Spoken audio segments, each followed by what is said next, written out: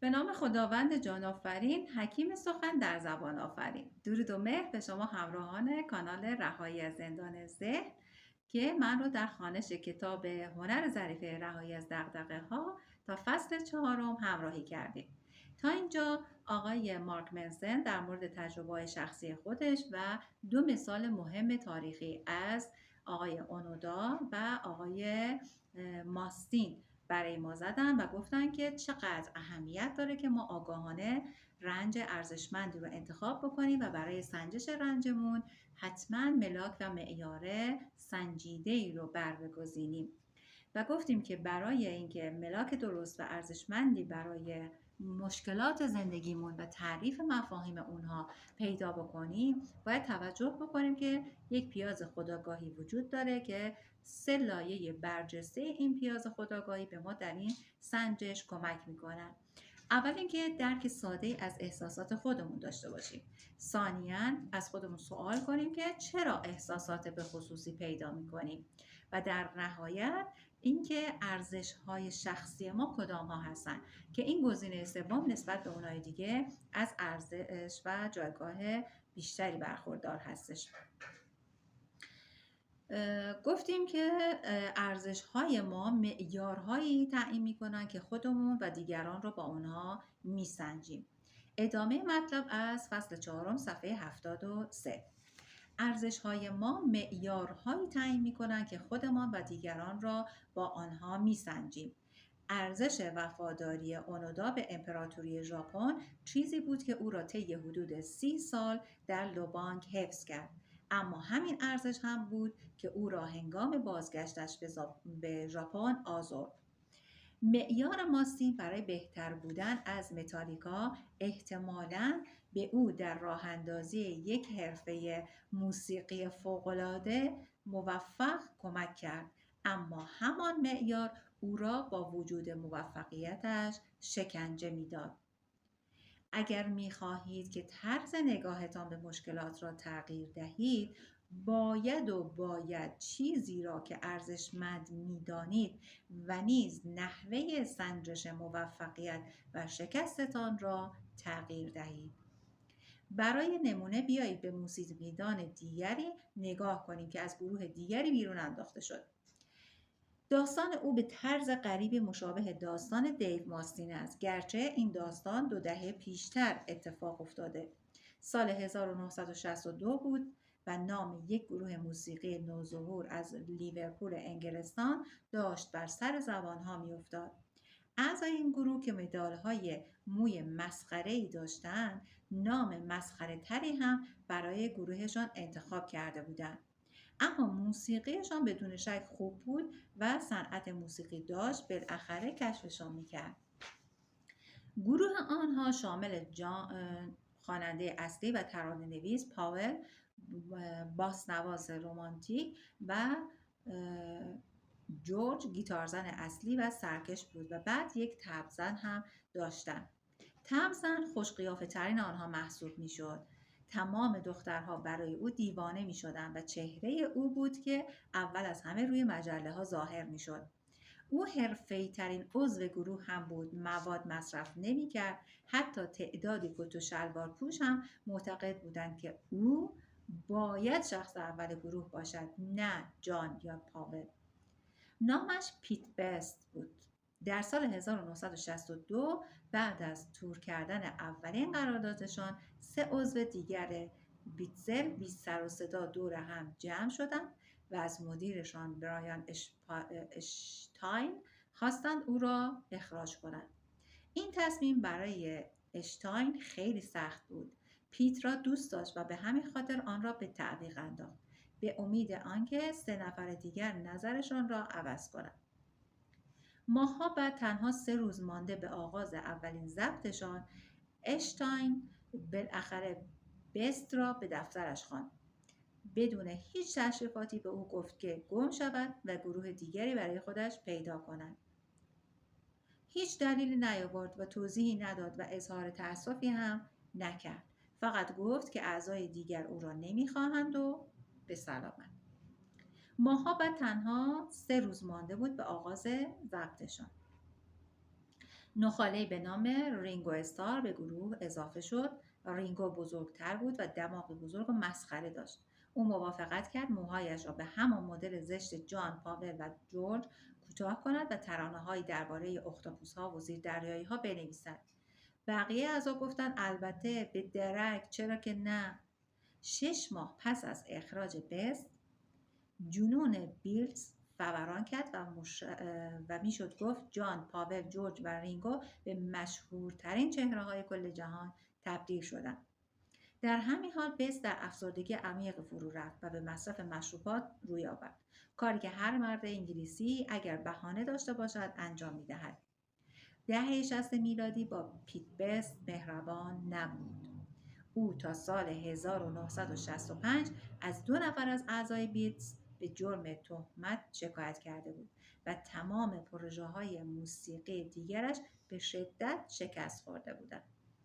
در سال 1968 اقدام به خودکشی کرد و فقط مادرش توانست او را منصرف کند. زندگیش درد و داغون بود. بست داستان رستگاری دیو ماستین را نداشت. او هرگز به یک ابرستاره جهانی تبدیل نشد یا میلیون‌ها دلار به دست نیاورد، اما از جنبه‌های بسیاری عاقبت بهتری از ماستین پیدا کرد. در مصاحبه‌ای در سال 1994 بست گفت اگر با بیتلز میموندم الان کمتر خوشحال بودم. چطور شد؟ بست توضیح داد که چگونگی بیرون انداخته شدنش از بیتلز در نهایت منجر به آشنایی او با همسرش شد. بعد بچه دار شد، ارزش‌هایش تغییر کرد، کم کم تصمیم گرفت داشته‌هایش برایش مهمتر از دست رفته‌هایش باشند. خانواده‌ای بزرگ و پرعشق، ازدواجی پایدار و زندگی‌ای ساده. او باز هم طبل نواخت و تا اواسط دهه 2000 در اروپا تور برگزار می‌کرد و آلبوم ضبط می‌کرد. پس چه چیزی را از دست داده بود؟ فقط مقدار زیادی توجه و پرستشش را، در حالی که آنچه به دست آورده بود برایش بسیار با ارزش‌تر بود. این داستان‌ها نشان می‌دهند که بعضی از ارزش‌ها و معیارها بهتر از بعضی دیگرند. بعضی از آنها به مشکلات خوبی منجر می‌شوند، به آسانی و به طور منظم حل می‌شوند. بعضی دیگر به مشکلات بدی منجر می‌شوند که به آسانی و به طور منظم حل نمی‌شوند. ارزش‌های مزخرف. ارزش‌های رایجی وجود دارند که مشکلات خیلی سنگینی برای مردم ایجاد می‌کنند. مشکلاتی که به دشواری ممکن است حل شوند. پس بیایید بعضی از آنها را به سرعت مرور کنیم. ارزش مزخرف اول، لذت. لذت خیلی هم عالی است، اما اگر آن را ارزش بدانید و زندگیتان را حول آن اولویت بندی کنید، چیز وحشتناکی است. اگر هر معتادی که می‌خواهد کاری را که انجام دهد از او بپرسید که پیگیری لذت چه عاقبتی برایش داشته، از زناکاری که خانواده‌اش را متلاشی کرده و فرزندانش را از دست داده، یا همان معتاد بپرسید که آیا لذت در نهایت او را به خوشحالی رسانده یا نه، خواهد گفت نه. از کسی که تا حد مرگ پرخوری کرده بپرسید که آیا لذت به حل مشکلاتش کمکی کرده است یا نه، چه خواهد گفت؟ لذت خدایی دروغین است. لذت خدایی دروغین است. تحقیقات نشان داده است کسانی که انرژیشان را بر لذت‌های ظاهری متمرکز می‌کنند، در نهایت مضطرب‌تر و به لحاظ احساسی نامتعادل‌تر و افسرده‌تر می‌شوند. لذت سطحی ترین شکل رضایت در زندگی انسان است و از این رو دسترسی به لذت آسان است و از دست دادن آن هم از همه راحت تر. با وجود این، لذت چیزی است که 24 ساعته و در 7 روز هفته تبلیغ می شود. چیزی است که برایمان مهم است، چیزی است که از آن برای کرخت کردن و منحرف کردن فکرمان استفاده می کنیم. اما لذت گرچه تا اندازه‌ای معین در زندگی لازم است، به تنهایی کافی نیست. شرط لازم است ولی شرط کافی زندگی نیست. لذت دلیل خوشحالی نیست، بلکه اثر خوشحالی است. پس همونطور که گفتیم لذت خدای دروغین است و دلیل خوشحالی نیست. لذت اثر خوشحالیه. اثر این خدای دروغین میشه چی؟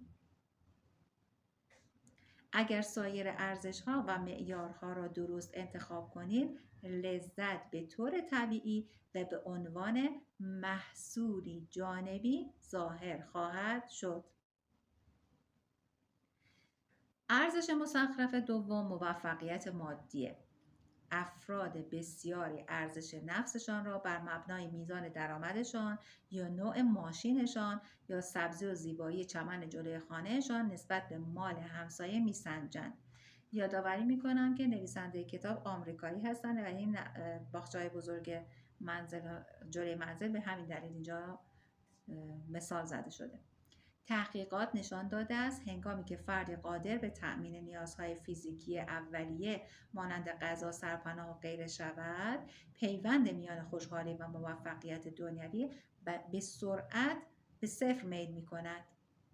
پس اگر غذا برای خوردن ندارید و یا خیابان نشینی در مرکز هند هستید، $10,000 در سال خوشحالی بسیار زیادی برایتان خواهد آورد.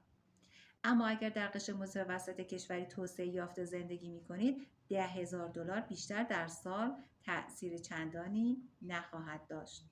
یعنی اینکه با اضافه کاری و کار در روز تعطیل خودتان را می کشید، اما برای هیچ. توجه بیش از حد به موفقیت مادی خطر دیگه‌ای هم دارد. اولویت دادن آن بر سایر ارزش‌ها از جمله صداقت، خشونت پرهیزی و دلسوزی. وقتی مردم خودشان را نه با رفتارشان بلکه با نمادها و نشانه‌های دنیای آرمانی و جایگاه مد نظرشان بسنجند، نه تنها سطحی نگر خواهند شد، بلکه احتمالاً آدم‌های بیخودی هم خواهند شد. ارزش مزخرف سوم، همیشه برحق بودن. مغز ما ماشین ناکارآمدی است. همواره اشتباه حدس میزنیم. پیش بینی هایمان درست از آب در نمی آید. حقایق را اشتباه به خاطر می آوریم. تسلیم سوگیری های شناختی می شویم و بر پایه هوس های احساسی و لحظه‌ای تصمیم می گیریم. ما انسانیم و تقریبا پیوسته در اشتباهیم. پس اگر معیارتان برای موفقیت این است که حق با شما باشد، خب برای توجیه تمام مزخرفاتتان برای خودتان اوقات دشواری خواهید داشت. کسانی که ارزش نفسشان را به حق به جانبیشان گره میزنند، هیچگاه از اشتباهات عبرت نخواهند گرفت. آنها نمیتوانند از نظرگاهی تازه به زندگی بنگرند و با دیگران همدردی کنند. در نتیجه ذهنشان را روی اطلاعات جدید و مهم میبندند. بهتر است ناآگاهی خود را بپذیرید تا از وابستگی به عقاید خرافی نجات پیدا کنید و مدام در پی یادگیری و رشد باشید. ارزش مزخرف چهارم، خوشبین ماندن. عده‌ای هم هستند که خوشبینی معیار همه زندگیشان است. شغلتان را از دست داده چه خوب، حالا فرصت دارید به کارهای دلخواهتان برسید. شوهرتان با خواهرتان رابطه داشته، به شما خیانت کرده، خب چه خوب، حداقل اکنون میدانید که برای اطرافیانتان چقدر اهمیت دارید. فرزندتان دارد از سرطان حنجره میمیرد، چه خوب، حداقل مجبور نیستید پول دانشگاهش را جور کنید.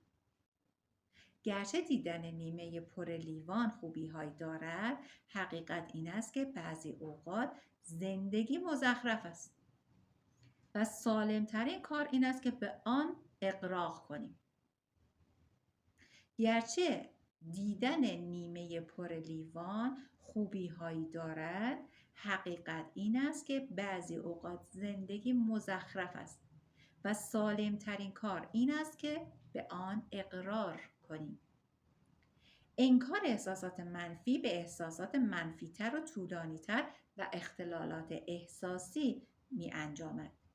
خوشبینی مداوم نوع اجتناب است و راه حلی صحیح برای مشکلات زندگی نیست. مشکلاتی که اگر ارزش‌ها و معیارهای درستی انتخاب کرده باشید، باید برایتان روحیه بخش و انگیزه بخش باشند. واقعا ساده است. کارها درست پیش نمی رود. مردم عصبانیمان می کنند. حادثه ها پیش می آیند. این چیزها باعث می شود که احساس افتضاحی داشته باشیم و این اشکالی ندارد. احساسات منفی جزئی ضروری از سلامت روحی هستند. انکار این احساسات به معنای بقا و استمرار مشکلات است، نه حلشان. پس با انکار مشکل فقط چیکار میکنیم؟ به تثبیت اون مشکل کمک میکنیم و در واقع یه جور فرار به جلو میکنیم، حلش نمیکنیم. چند روش خوب برای رویارویی با احساسات منفی وجود دارد. 1. احساسات منفی را به شیوهی بیان کنید که درست و به لحاظ اجتماعی پذیرفتنی باشند. 2. احساسات منفی را طوری بیان کنید که با ارزش‌هایتان منطبق باشند. مثال ساده: یکی از ارزش‌های من خشونت پرهیزی است. از این رو وقتی از دست کسی عصبانی می‌شوم، آن عصبانیت را بیان می‌کنم. البته تلاش خاصی می‌کنم تا با مشت به صورتش نکوبم. تندروانه است، اما مشکل است عصبانیت نیست. عصبانیت چیزی طبیعی است، بخشی از زندگی است و بیشک در مواقع بسیاری عصبانیت نشانه سلامتی است. به خاطر داشته باشید که احساسات صرفاً بازخورد هستند. ما هنوز همون کودکانی هستیم که گریه‌مون چندین مفهوم داره. یا گرسنه‌ایم، یا یه عضویمون درد میکنه، یا مشکل مشت زدن به صورت دیگران است که مشکل محسوب می شود، نه عصبانیت. عصبانیت صرفاً پیام رسانی برای احتمال خوردن مشت من به صورت شماست. تقصیر پیام رسان نیست، تقصیر مشت من است یا صورت شما. ما وقتی خودمان را مجبور می کنیم که همیشه خوشبین بمانیم، وجود مشکلاتمان را انکار می کنیم. وقتی مشکلاتمان را انکار کنیم، فرصت حل آنها و آفرینش شادی را از خود می گیریم. مشکلات به زندگیمان معنا و اهمیت می دهند. پنهان کردن خودمان از مشکلات یعنی پیش بردن یک زندگی بی معنا. حتی اگر به ظاهر لذت بخش باشد. مثلا وقتی که یه هدیه ارزشمندی رو دریافت کردیم، شکستنیه و کسی بدون غرض دستش میخوره و اونو میشکنه، ما اونجا میگیم مهم نیست. به جای اینکه عصبانیتمون رو بروز بدیم، تأسفمون رو بروز بدیم، میگیم مهم نیست و خشممون رو فرو میخوریم، ولی سعی میکنیم با اون آدمه دیگه رفتار قبل رو نداشته باشیم که این هدیه رو شکسته، یا هر جا که اون هست حضور نداشته باشیم، یا مهمونی داریم اونو دعوت نکنیم و این هی چی میشه؟ بروز خشممون و حل مشکلمون با اون آدم به تعویق میفته تا اینکه یه جایی به نقطه انفجار میرسه و سر یه چیزی که اصلا مرتبط نیست ما از اون آدم عصبی میشیم و واکنش رو تندی نشون میدیم، در زمانی که اصلا زمانش نیست، در مکانی که مکانش نیست. چرا؟ به خاطر اینکه حل کردن اون مشکل و ایجاد رابطه صمیمانه و فرصت دادن برای جبران با اون فرد رو به تعویق انداختیم، شادی خودمون رو هم به تعویق انداختیم. به پایان رساندن ماراتون در دراز مدت ما را خوشحالتر خواهد کرد تا خوردن کیک شکلاتی. بزرگ کردن بچه ما را خوشحالتر خواهد کرد تا برنده شدن در بازی ویدیویی. راه اندازی کسب و کاری کوچک با دوستانمان در حالی که برای تأمین مخارجمان به مشکل خورده ایم ما را خوشحالتر خواهد کرد تا خرید رایانه جدید. این فعالیت ها پرفشار، پرزحمت و اغلب ناخوشایندند. همچنین نیازمندند تحمل مشکلات پی در پی را داشته باشیم. با این حال از معنادارترین و شادترین لحظاتی هستند که در عمرمان تجربه می‌کنیم. آن فعالیت‌ها درد، رنج و حتی عصبانیت و ناامیدی همراه خود دارند. اما وقتی تمامشان می‌کنیم و بعداً به پشت سر نگاه می‌کنیم و برای نوه‌هایمان تعریفشان می‌کنیم، چشمانمان پر از اشک می‌شود. فروید جایی گفته است روزی هنگام مرور گذشته سالهای تلاش و سختی در نگاهتان به صورت زیباترین سالها جلوه خواهند کرد. به این خاطر است که ارزش‌هایی مانند لذت، موفقیت مادی، همیشه بر حق بودن، خوشبین ماندن و غیره ایدئال‌های ضعیفی برای زندگی آدم هستند.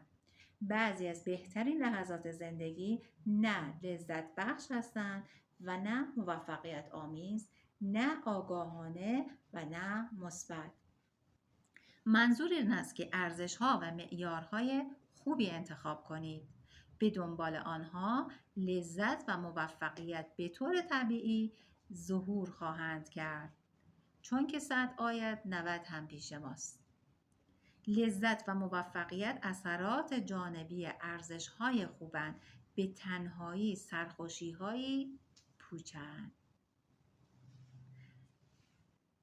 امید که همگی در توجه به لایه‌های سه‌گانه پیاز خودآگاهی زمان و اهتمام لازم رو صرف بکنیم و ارزش‌های ما معیارهایی باشند که واقعاً تعیین اونها به ما و دیگران ملاک ارزشمند بودنمون رو منتقل بکنن و از خودمون همواره سوال بکنیم که طبق چه استانداردی خودمون رو میسنجیم تا در نهایت به اثر خوشحالی که در واقع همون رضایتمندیمون هست که خودش ماحصل لذت از انتخاب‌های سنجیدمون هست برسیم.